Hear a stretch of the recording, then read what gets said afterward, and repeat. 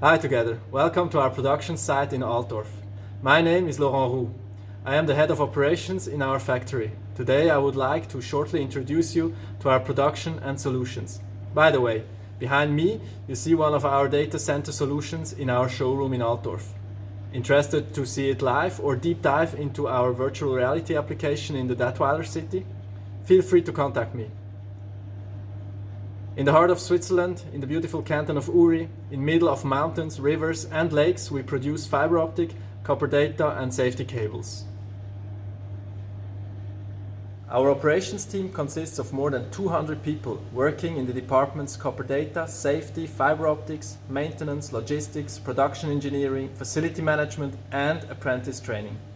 With a heterogeneous machine park and very different maturities of standardization and automation, we work all days to improve our processes, improve in the way to reduce waste, increase productivity and response time to our internal and external customers. One of our tools at daily work consists of the shop floor management. There we exchange in a short meeting about work safety, staff situation, planning, KPIs and technical issues.